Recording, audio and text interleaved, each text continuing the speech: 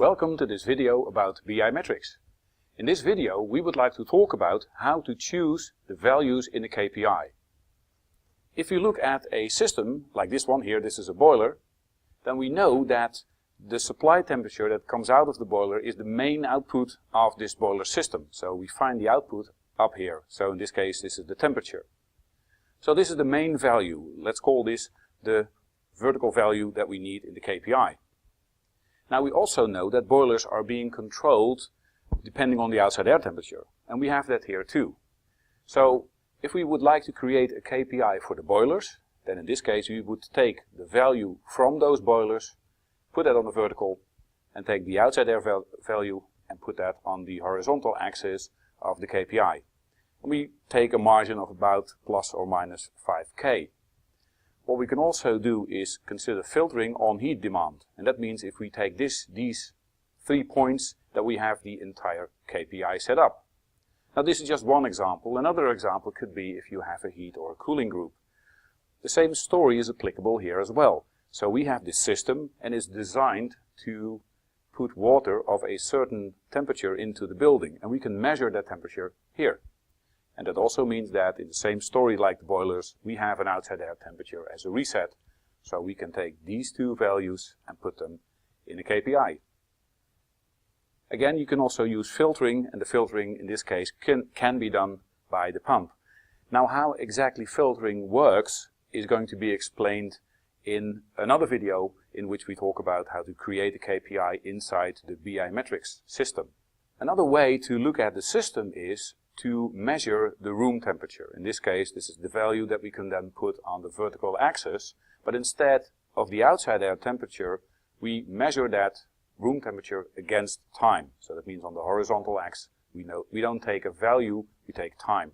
And in this way, we can see how accurate this room temperature is being maintained over the reporting period. And another example, for instance, is an air handling unit. An air handling unit, of course, is designed to put air from a specific temperature into the building, and we can measure that at this sensor. Same story here, we have an outside air temperature which is related to that supply temperature of the air handling unit, and we can put those into a KPI. So as you can see, when we create a KPI, we always use the main value which comes out of the process and put that against another value which is related to that main value of the process. Now there are some other examples which we will show you in the other video that I just talked about. And again here we can also put the fan in this case, but put a filtering and using the fan to do that. Now if we take an example for a building, in this case let's say we have a building that consists of 4 parts, A through D, and then in each of these parts we have 1 or more heating groups. And then let's say we have a central location, and on that central location we have 4 air handling units, namely 1 air handling unit for each of the 4 building parts, and we have a boiler system.